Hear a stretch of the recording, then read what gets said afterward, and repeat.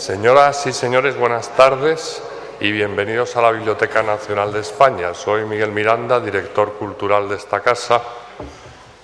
Y bien, estamos aquí puesto que en el año en que conmemoramos el tricentenario de la Biblioteca Nacional de España, la Biblioteca no debía dejar pasar sin hacer un homenaje a uno de sus usuarios más ilustres.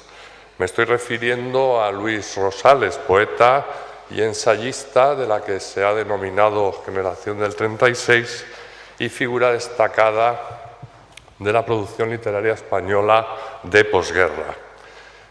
Luis Rosales en su juventud conoció y trabajó publicando junto a una mayoría de escritores y poetas de esos tiempos, desde Unamuno a Manuel Altolaguirre, pasando por María Zambrano, Aleixandre, Salinas, en fin, lo más granado del Parnaso español de aquellos tiempos.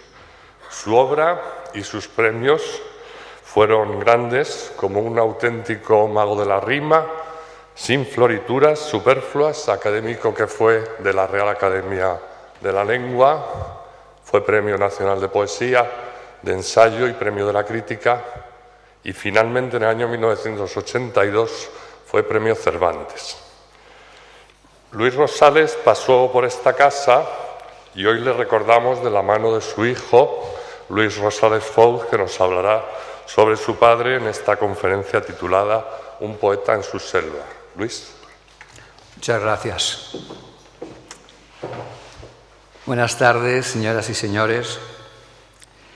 Querido Miguel, muchas gracias por darme la oportunidad de estar en este estrado, diciendo unas palabras que tratan de mostrar el respeto y el cariño que sentía mi padre por la Biblioteca Nacional de España. No me puedo olvidar y me reitero en mi agradecimiento a Marisa y a Antonio, y cómo no mencionar a María José y a don Julián. Vuestra ayuda y vuestro ánimo han sido muy importantes. Luis Rosales decía que cuantos más años tienes, más necesidad de apoyo sientes. A mí me pasa lo mismo. Por tanto, señoras y señores, muchísimas gracias por su presencia. Me van a permitir decirles que dedico estas palabras a mi queridísima prima Poli. Le hubiera gustado estar aquí. Por eso, Poli, te prestaré mis ojos para que mires más lejos. Lo vivo era lo junto, y es que la Biblioteca Nacional de España cumple sus primeros 300 años de vida gloriosa. Y con esta conferencia quiere demostrar que Luis Rosales fue uno de sus hijos más cercanos. Como saben, esta institución abrió sus puertas por primera vez el 1 de marzo de 1712. A partir de ese momento, es el lugar donde se guarda una buena parte de la cultura de España. Mi padre, que forma parte de ella, la frecuentó durante muchos años y por periodos más o menos largos. He sido un hombre, un profesor de equivocaciones, o bien un náufrago metódico, un hombre dispuesto a poner lo mejor de sí mismo en sus repetidos y heroicos intentos de frustración. No he terminado ninguno de mis libros de ensayo y alguno me gustaría terminar.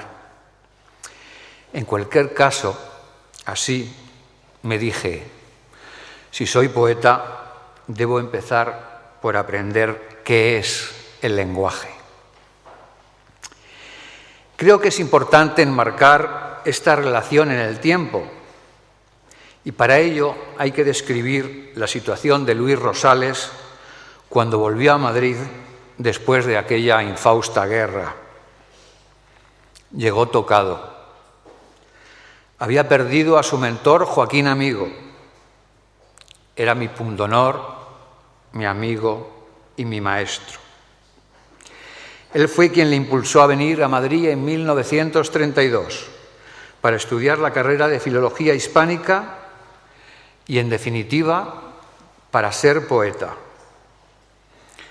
Joaquín fue quien presentó a Federico García Lorca, mi padre, y fue Federico quien le enseñó a acercarse a la poesía y el que, con su conocida generosidad, le ayudó en aquellos primeros años en el mundo madrileño de la cultura.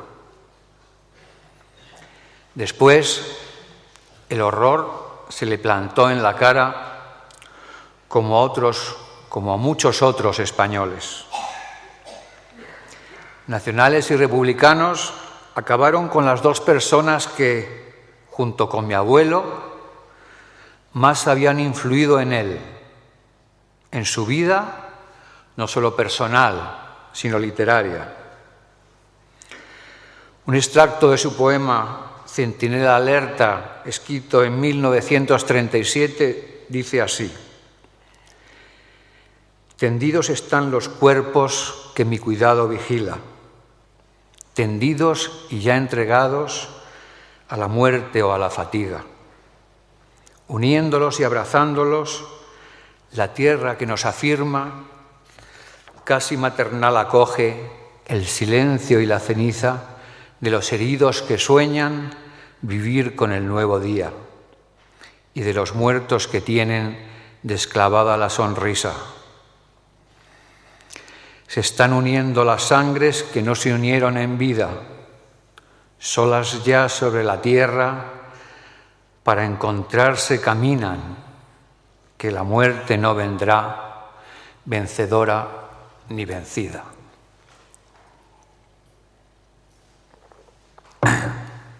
Viví los años duros de la guerra en Granada, en Pamplona y en Burgos, y marcaron mi vida para siempre. De aquellos años aún no he logrado regresar.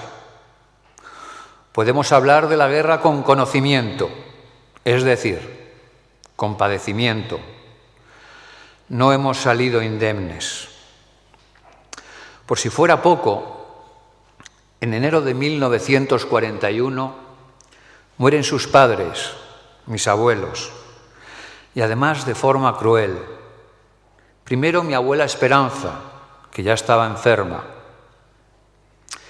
A continuación les voy a leer el poema titulado Con Gerardo en el lecho de muerte de nuestra madre. No olvides nada, no olvides lo que has vivido. Su aliento se fue dividiendo más y haciéndose más pequeño, más imperceptible. ¿No recuerdas? Llega un momento en que la vida no puede estrecharse ya más, y es esto cuanto nos deja. No pudo llenar de vida un jadeo.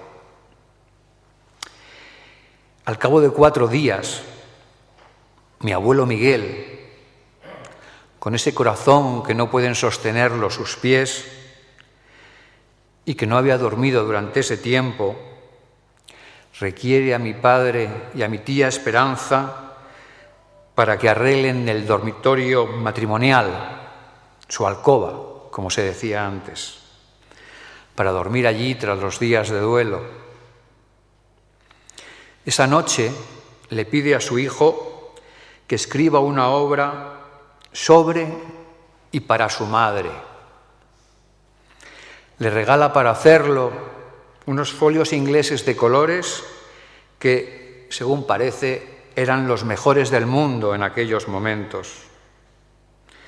Mi padre, me imagino, con el corazón desbocado por la emoción, le contestó que iba a escribir el mejor libro del mundo para ella.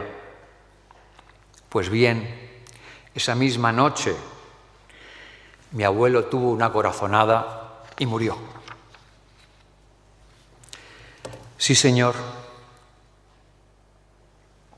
Perdón. Sí, señor. Así fue. No me pregunte nada. Cuando se sufre tanto, solo se quiere vivir menos. es lo único que importa, pero no lo consigues.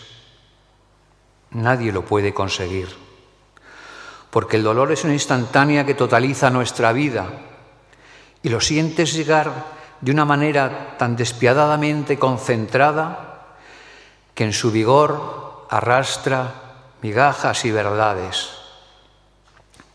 Sí, Señor, así supe que el dolor destituye al pasado, que el dolor totaliza la vida y por eso es injusto, y por eso es inexplicable, mas se asemeja tanto a cualquier otro sufrimiento que en una misma sensación de dolor pueden establecerse de segundo en segundo correspondencias imposibles. Eso es lo que sentí. No cabe vivir más. Solo quiero decir que esa vestiduría me causó un sufrimiento tan intenso que recorrió mi cuerpo hasta llegar a hoy. No sé cómo, no sé, pero con él vino hasta mí la despreguntación y viví en un dolor mi vida entera. Al ponérmela en agua, tuve la sensación de entrar por primera en la oficina. Al ponerme las medias, sentí un dolor de parto. Al ponerme las bragas, se me cayó una mano en el infierno y vi la mano arder. Y yo seguía vistiéndome sin manos. Sí, Señor, así fue. Aún me dura la humillación. El uniforme era tan largo en mi cuerpo de niño como si me vistiera con la guerra civil. Y cuando estaba todo terminado, me puse en la cabeza un sombrero de niña, y aquel sombrero era la muerte de mis padres.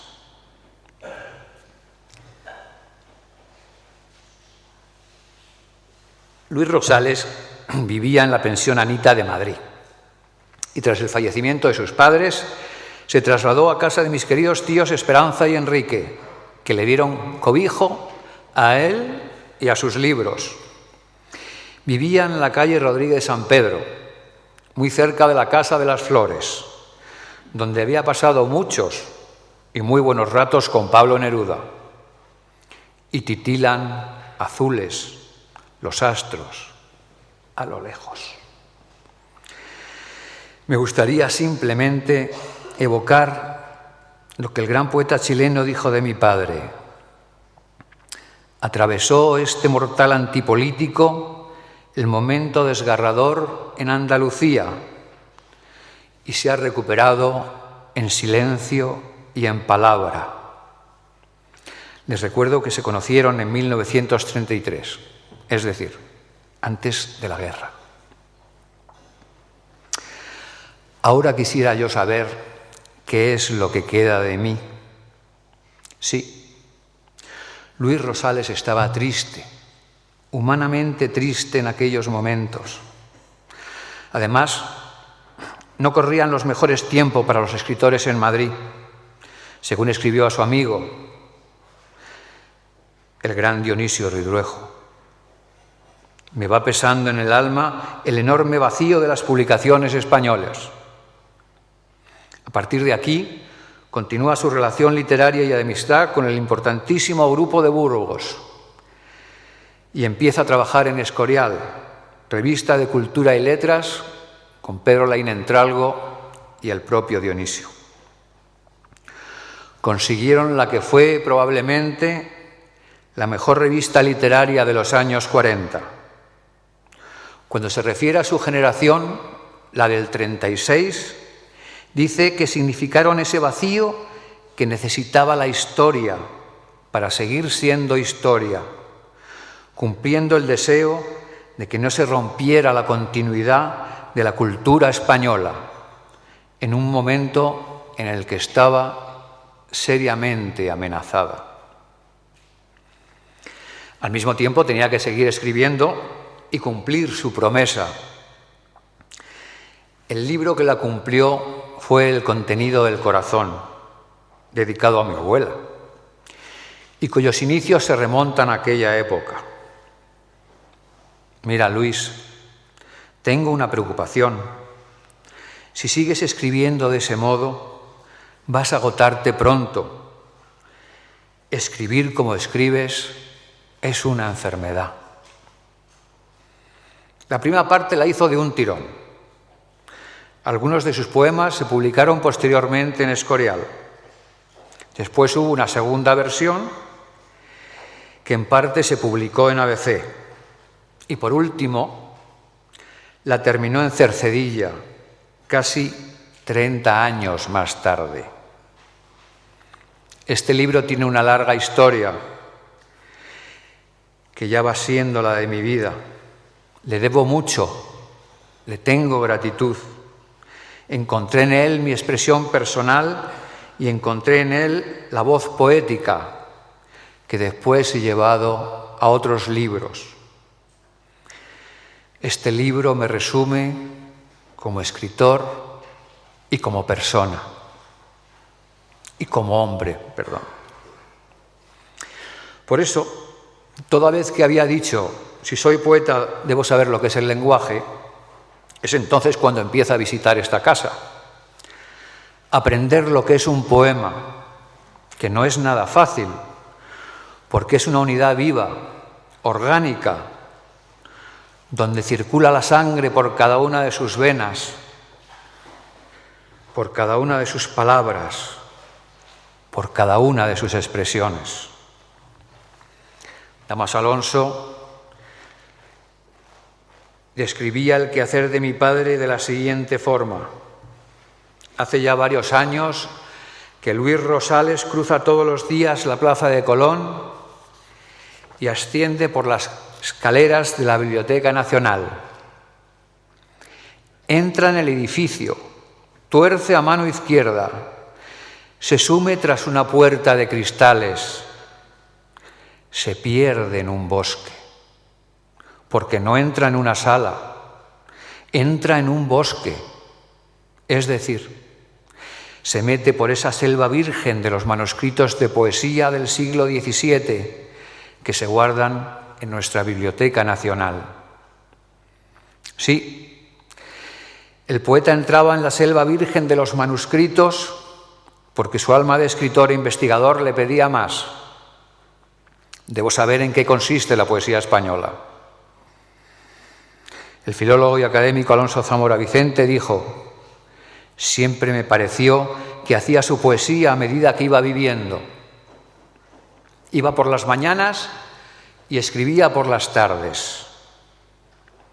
El milagro de la creación poética estriba, pues, en las limitaciones del lenguaje, tanto para expresar su pensamiento como para expresar la realidad.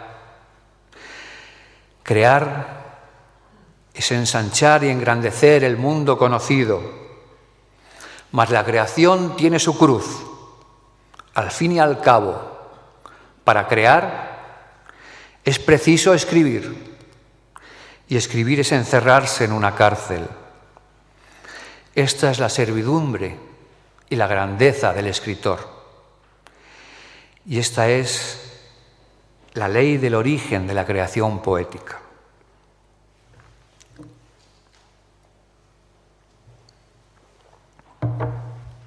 Muchos de ustedes me conocen. Hace no mucho tiempo yo trabajaba en un banco. Mi actividad profesional nunca había tenido nada que ver con la cultura, pero según como seas, la identidad te cambia. Soy hijo único y supongo que uno ha llegado hasta ese momento en que es preciso echar a andar. Y entonces intentas hacer realidad aquellas maravillosas palabras de Goethe: lo que heredaste de tus padres, conquístalo para poseerlo. Por eso estoy aquí y por eso me gustaría decirles que hablar de mi padre en la Biblioteca Nacional de España, con ocasión de su 300 aniversario, es un gran momento en mi vida. Y por tanto, tengo que hacer un viaje que inicio aprovechando el libro Desde que tus pasos me abren el camino, que escribo junto con Covadonga Sánchez Talón, Cova. Refiere este libro a un paseo imaginario con mi padre por los lugares que fueron más importantes para él en Madrid, y sin duda entre ellos esta institución. Voy a leerles diferentes extractos del libro y así les mostraré algunos rincones de este singular edificio que data de 1892. Empiezo el recorrido a primera hora, cuando apenas hay ruido en las calles y el sol, que se promete deslumbrante esta mañana, aún no se ha despedazado del todo. Se te ha olvidado andar y hay que aprenderlo de nuevo. Y para aprender a andar sus pasos, debo ir a los sitios que fueron de mi padre. Así que aquí me encuentro, en el Paseo de Recoletos, encaminándome al lugar donde más horas pasó estudiando, investigando, documentándose, en definitiva, todo lo que era necesario para escribir muchas de sus obras, es decir, la Biblioteca Nacional de España. Aquí, en la antigua sección de manuscritos primero y luego en la antigua Sala Cervantes, se sentó cada día durante años. De estas salas salieron libros como Cervantes y la libertad, El sentimiento del desengaño en la poesía barroca, Lírica española, Pasión y muerte del conde de Villamediana y su tesis doctoral sobre el conde de Salinas. Dámaso Alonso describía así la labor de su amigo durante aquellos años.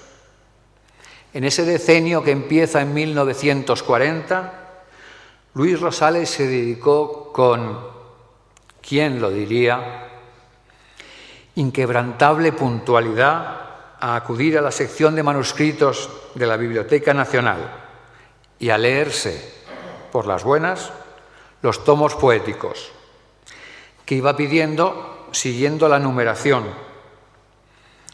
Todo lo que le llamaba la atención lo iba apuntando.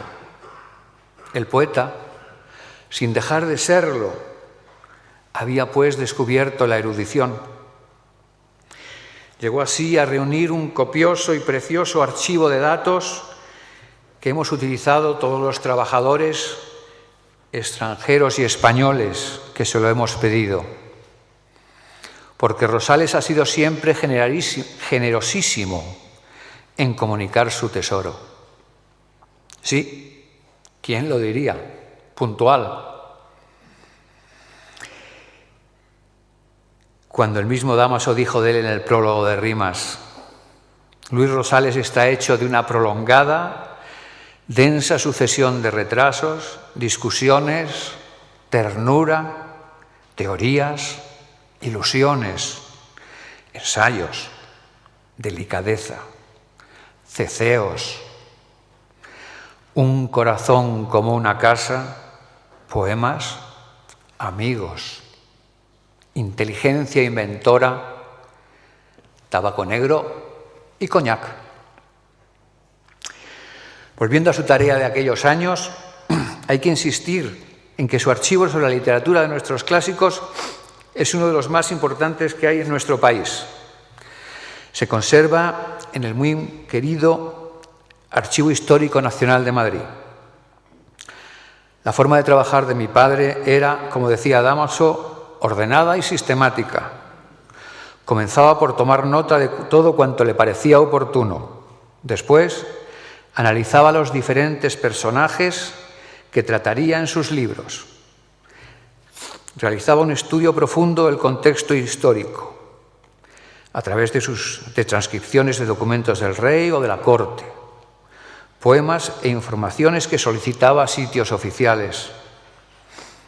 Toda esta documentación estaba siempre perfectamente clasificada por temas, autores, relaciones de palabras escritas en castellano antiguo e incluso refranes. Buceando en su archivo, encuentro un cancionero anónimo del siglo XVII lleno de estrofas de amor y humor. A Madrid parece la vida mía, que hace sol y llueve todo en un día. Mucho quieren las damas al padre prior, porque tiene muy largo el re mi fa sol. Muchos grandes poetas de nuestro siglo de oro no editaron sus obras, como por ejemplo Quevedo. Por tanto, hay que esforzarse para recuperar lo que aquellos hombres insignes escribieron a lo largo de sus vidas. Hay que hacerlo para que el paso del tiempo no destruya versos que no han perdido vigencia.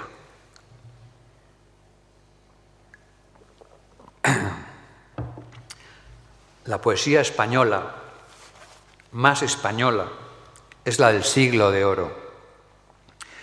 Empecé a estudiar sobre todo el barroco, porque si no es el momento de su mayor altura, si es el momento de mayor acercamiento entre vida y poesía. De él arranca la lírica moderna. Otro ejemplo, aparte del de Quevedo, que hacía la lengua viva, podría ser el del conde de Salinas. Sobre él mi padre escribió su tesis. Creo que es injusto este olvido, y como el movimiento se demuestra andando, desde hace mucho tiempo me he dedicado a rastrear en la sección de manuscritos de la Biblioteca Nacional de Madrid, tratando de allegar los materiales necesarios para hacer la edición de su poesía. No hay que hacerse ilusiones. La labor de investigación es ardua, lenta, imprescindible y poco agradecida. Y es que no suele haber hallazgos importantes todos los días. No existen muchos genios desconocidos. La triste ley de la investigación es esta. Siempre que se trabaja, se encuentra algo, pero no aquello que se busca. Mi padre disfrutaba investigando. Y ese mismo cosquilleo siento yo hoy, cuando a base de indagar tengo entre mis manos un manuscrito original que él copió en su día, titulado Epitafio a don Baltasar de Rivera. Leer entre sus versos el mordaz Villamediana me recordó que mi padre afirmaba que el mejor verso de amor del mundo lo escribió él en su día, correo mayor del reino, don Juan de Tarsis y Peralta, conde de Villamediana, y que es el último de este precioso soneto que parece ser estaba dedicado a la reina doña Isabel de Borbón.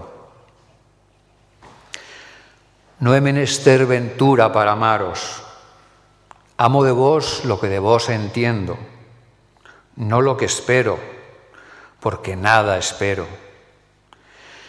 Llevóme el conoceros a adoraros, servir, mas por servir solo pretendo. De vos no quiero más que lo que os quiero. No me puedo olvidar tampoco de ese verso del conde, que es casi un lema: la luz del corazón llevo por guía. Estoy delante del edificio que ocupa gran parte del espacio donde existió un antiguo convento de agustinos recoletos en la época de Carlos IV. Por cierto, tenían una bodega que se llamaba de la Mona. Vendría de aquí el famoso dicho de cogerse una mona. En aquel momento existió aquí dentro el llamado patio de las lechugas, dada la cantidad de plantas que lo adornaban. una zona de altos ventanales adyacente al Sancta Sanctorum, donde se guardaban los catálogos manuales. Parece ser que su visitante habitual más constante era un mirlo, que, pese a lo poético de la imagen, provocaba un continuo malestar a los investigadores de las mesas cercanas, las de mejor luz y más apetecibles para una larga jornada de trabajo. Por cierto, anteriormente el Museo de Arte Moderno se encontraba en este edificio y después de la guerra, por iniciativa de don Manuel Machado, decidieron hacer una tertulia que se llamaba Ocio Atento Musa Musae, lugar de las musas. Aparte de don Manuel, los secretarios eran mi padre y José María Cosío. Se dieron carnés de socio a sus integrantes. En el mismo, Pepe Scassi dibujaba una estilizada figura femenina, escribiendo y que mantenía un texto que decía: Musa Musae fía en su buena voluntad la parte que le corresponde en el común quehacer. Está fechado en 1939. La tertulia se hizo ya que no había revistas literarias en aquel momento y cada socio o los invitados a las reuniones presentaban allí mismo sus trabajos, sus obras, sus críticas, sus dibujos o lo que fuera, que eso sí, eran oídas muy atentamente.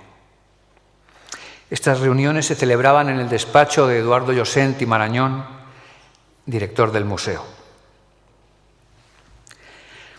No se puede hablar de la BNE sin describir su salón principal, que es de forma cuadrangular.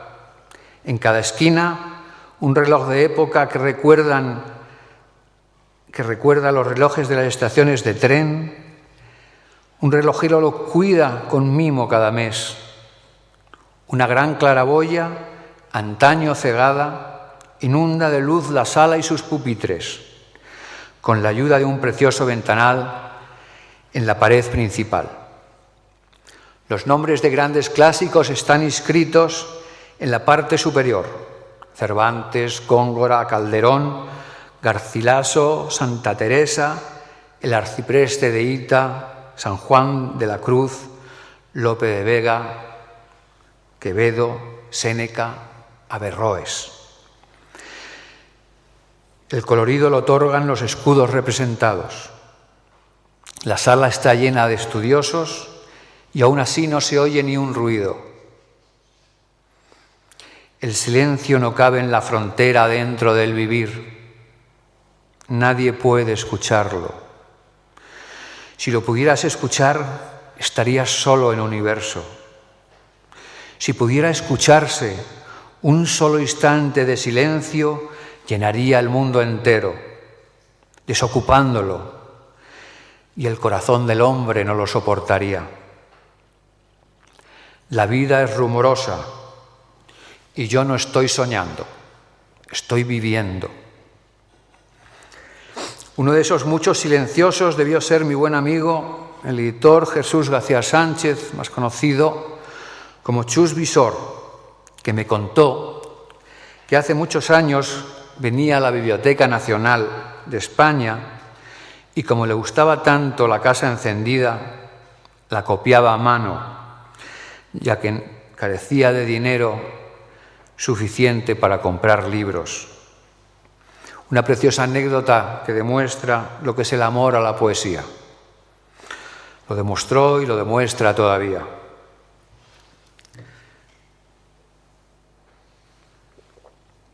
Permítanme un pequeño extracto de esta obra que se publicó en 1949.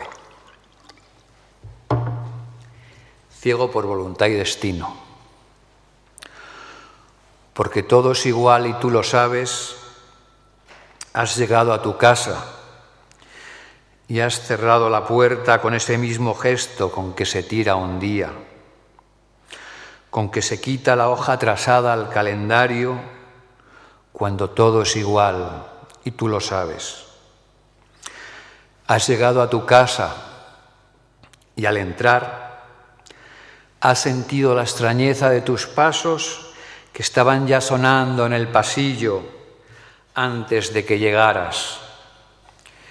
Y encendiste la luz para volver a comprobar que todas las cosas están exactamente colocadas como estarán dentro de un año.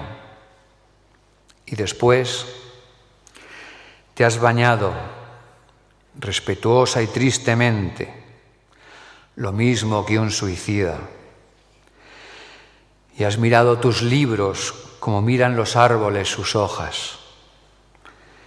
Y te has sentido solo, humanamente solo, definitivamente solo, porque todo es igual y tú lo sabes. Sigamos con nuestro paseo. No me sorprende descubrir que el lugar donde se consultan los manuscritos se llama Sala Cervantes. Para llegar hasta ella atravieso un pasillo decorado con retratos de diversos ganadores de Premio Cervantes y al fin llego hasta la sala, donde un busto en cobre de Don Miguel me recibe con semblante serio. Muestro la tarjeta de investigador, que también tuvo que presentar mi padre, para solicitar una de las obras que él estudió, un cancionero del siglo XVII titulado Códice Poesías. Una vez hecha la petición y tomado los datos pertinentes, me lo entregan. Lo tomo con la emoción de saber que ambos lo hemos tenido en nuestras manos. Al abrirlo, recreo mi vista en sus páginas de pergamino, amarillentas y barbadas, escritas con tinta gris. Contiene sonetos, canciones, décimas, romances y algunas composiciones de arte mayor. Una de ellos, llamado El pregón que se halló a la puerta de palacio, fue copiado por mi padre a mano. Y ahora tengo sobre el pupitre de madera que me han asignado su transcripción escrita y el original. Han pasado más de 60 años. En esta institución, el tiempo se puede detener mientras el mundo sigue avanzando. El tiempo no es un sueño. Y coincidiendo con mi nacimiento, Luis Rosales comienza un nuevo intenso periodo de vuelta a la erudición. Así lo explica. Después dediqué mi atención a la obra de Cervantes. Fue meterme en un pozo. Y escribí durante 10 años Cervantes y la libertad. Los 10 años que van desde Rimas y la casa encendida hasta el año 1960, en el que viví enterrado materialmente en ese libro, que es mi mayor esfuerzo y tal vez mi mejor título literario. Efectivamente, es fundamental en su obra y en la del estudio de la de Cervantes. Como él mismo decía, hay libros que nosotros hacemos y hay libros que nos hacen. Los primeros van cimentando al poeta que vive en tu vida. Pero los libros que nos hacen son los de un gran esfuerzo que a su vez nos habilita para vivir. Naturalmente, Cervantes y la libertad pertenece a la segunda categoría. Cuando hablaba sobre la libertad del escritor con su obra, siempre citaba a Cervantes. Decía que no había nadie que tuviera de escribir ese afán de juego, ese estar haciendo y no haciendo, borrando las huellas para que estemos viendo una obra como si se estuviera haciendo delante del lector. El filólogo y académico Antonio Tobar dijo que en Cervantes y la libertad había 3 o 4 libros de poesía. Además había humor. Quizás fuera por esto, por lo que Luis Rosales, que era un enamorado del cine, equipara en sus páginas a Don Quijote con Charlot.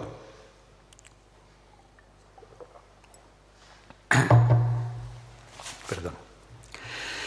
La inadaptación vital de Charlot le lleva a idealizar la realidad, alucinándole igual que alucina Don Quijote. En la quimera del oro lleva varias jornadas sin comer y en el hambre le acompaña Big Jim. Viven juntos en la misma barraca. Una tormenta de nieve que dura días y días les ha aislado por completo del mundo. La tensión entre los habitantes de la cabaña llega a ser irresistible, pues a medida que se prolonga la tormenta, crece el hambre. Se miran recelosos y se vigilan alertados. Charlot no pega ojo, no se atreve a dormir.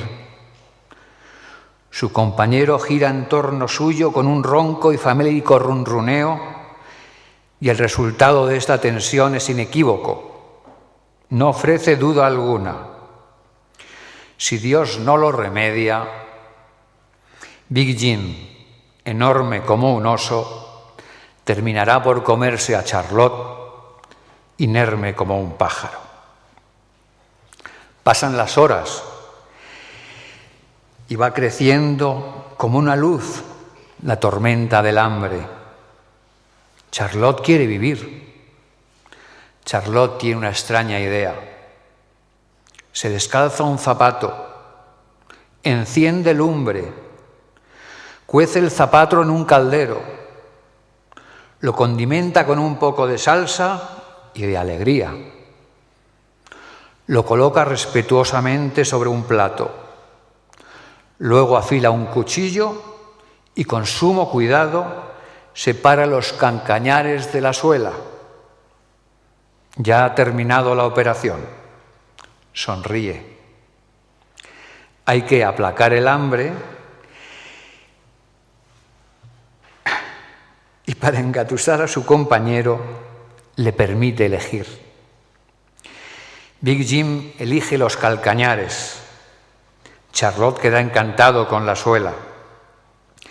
Se anuda al cuello la servilleta. Tiene más miedo que hambre y se le juntan las 2 paredes del estómago como si fuera un acordeón. Con exquisita pulcritud chupa los clavos, uno a uno. Charlot es ante todo y sobre todo un caballero. Con exquisita pulcritud se va comiendo los cordones como si fueran fideos. Luego adoba la suela con un poquito de sal. La comida ha llegado a su fin. Tal vez no se ha quitado el hambre, pero ha quedado satisfecho y para rematar la faena se escamonda los dientes con un palillo. La comida es poética, pero no deja de ser real, igual que el mundo cervantino. ¿Cuántas veces hemos visto esta escena y nos hemos preguntado cuál es la linde que separa la realidad de la ilusión? El banquete de Charlot en la quimera del oro no es menos alusivo, dramático, real y quijotesco que el desencantamiento de Dulcinea. Claro está que no todo siempre era maravilloso.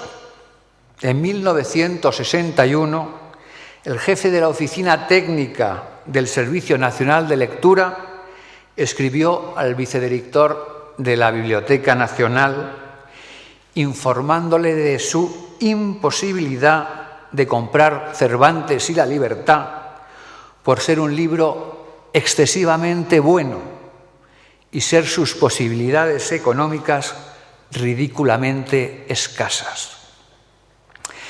¿Le extrañaría a alguien que esta anécdota se hubiera producido en nuestros tiempos?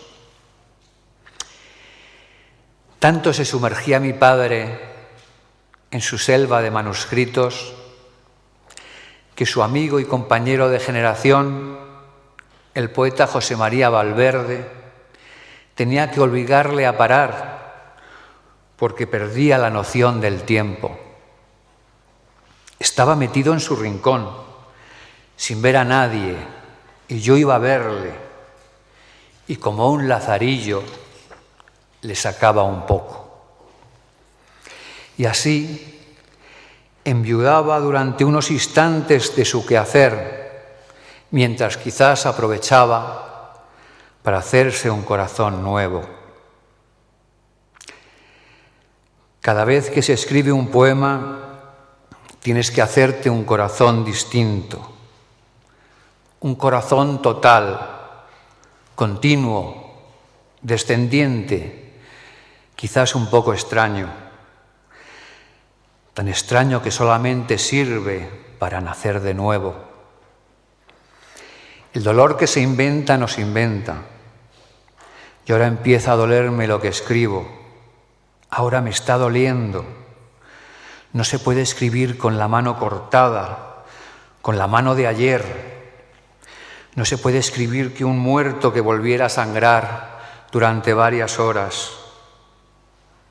Tengo que hacerlo de otro modo, con la distancia justa, buscando una expresión cada vez más veraz, aprendiendo a escribir con el muñón, despacio, muy despacio, despacísimo, sin saber por qué escribes, para alegar a quien las quiera, no sé dónde, estas palabras ateridas, estas palabras dichas en una calle inútil que tal vez tiene aún alumbrado de gas.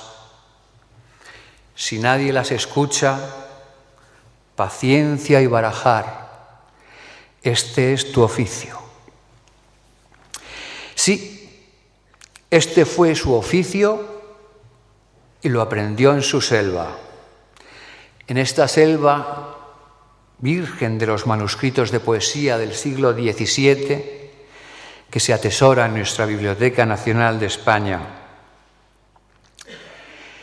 El recuerdo es la única alegría que no se acaba nunca.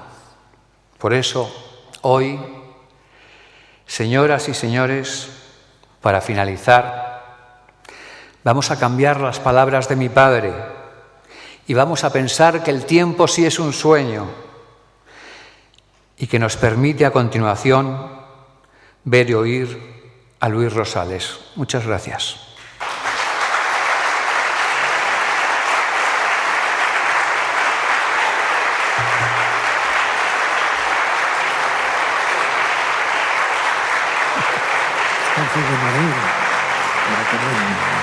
Lo mismo que la palabra de Dios corta los pies del rico para igualarnos en su presencia. Y yo quiero deciros que el dolor es un don, porque nadie regresa del dolor y permanece siendo el mismo hombre.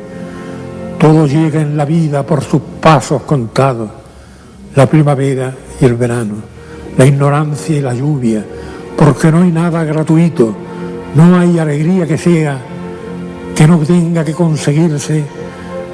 Como la hormiga que testaruda lleva su carga tronco arriba, no hay alegría, por importante que nos parezca, que no termine convirtiéndose en ceniza o en llaga. Pero el dolor es como un don, nadie puede evitarlo. Las esperanzas, el amor, el dinero, todos los bienes terrenales siempre están contenidos por él y son igual que pájaros que vuelan sobre el mar. Y son igual que pájaros, por más y más que vuelen, nunca se apartan de su fin. Ahora que estamos juntos y siento la saliva clavándome alfileres en la boca, ahora que estamos juntos, quiero deciros algo. Quiero deciros que el dolor es un largo viaje, es un largo viaje que nos acerca siempre, vayas a donde vayas. Es un largo viaje con estaciones de regreso, con estaciones que no volverán nunca a visitar, donde nos encontramos con personas improvisadas y casuales que no han sufrido todavía. Las personas que no conocen el dolor son como iglesias sin bendecir. Y yo quisiera recordarte, Padre mío, que hace unos años he visitado Italia. Yo quisiera decirte que Pompeya es una ciudad exacta, invariable y calcinada, una ciudad que está en ruina igual que una mujer está desnuda. Cuando la visité, solo quedaba vivo en ella lo más efímero y transitorio, las rodadas que hicieron los carros sobre las losas del pavimento. Así ocurre en la vida.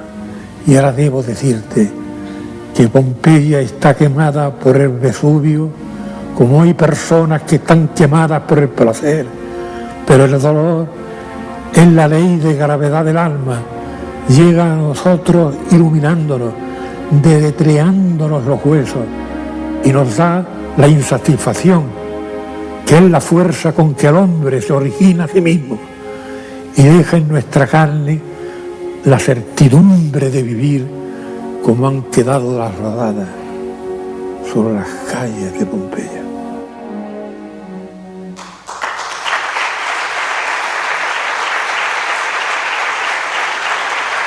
Como el náufrago metódico que contase las olas que le bastan para morir, y las contase, y las volviese a contar para evitar errores, hasta la última, hasta aquella que tiene la estatura de un niño y le cubre la frente.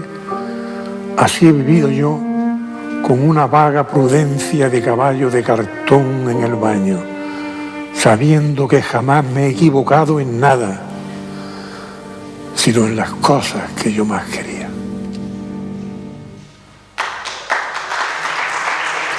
Eres de cielo hacia la tarde, tienes ya dorada la luz en las pupilas, como un poco de nieve atardeciendo que sabe que atardece.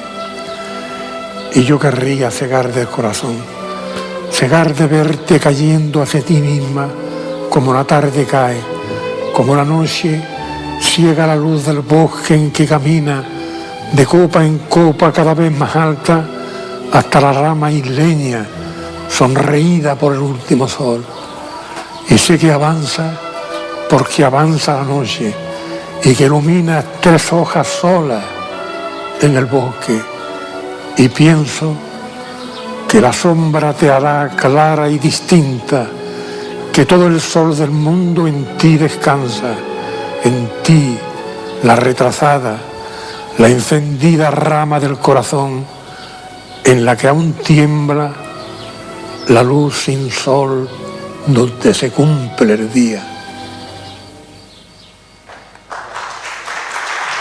Lo mismo que la palabra de Dios corta los pies del rico para igualarnos en su peso.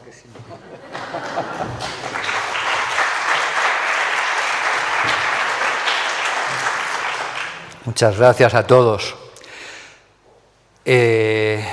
Después, Miguel, parece que está previsto que si alguien quiere, pues pueden hacer algunas preguntas. Tenemos un poquito de tiempo más. Si alguno de ustedes quiere hacer alguna pregunta. Lo heredado de tu padre. Muchas gracias, don Aquilino. Aquilino Duque. Poeta, Premio Nacional de Poesía y amigo de mi padre. No está mal que le digan a uno estas cosas. ¿Perdón? Sí, afortunadamente. Sí, sí. Ahí tengo otro hijo que todavía se parece más a mi padre que yo.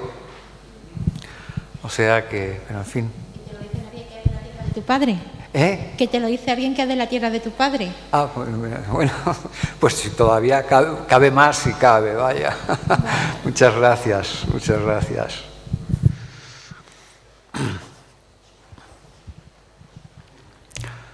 Pues nada. Bueno, pues lo dicho, muchísimas gracias a todos. Gracias.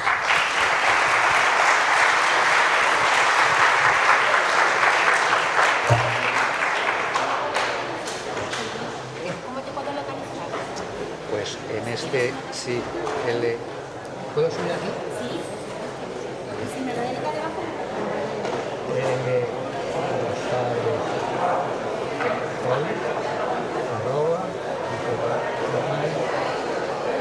¿Cómo te llamas? Teresa. Que es de nuestra tierra.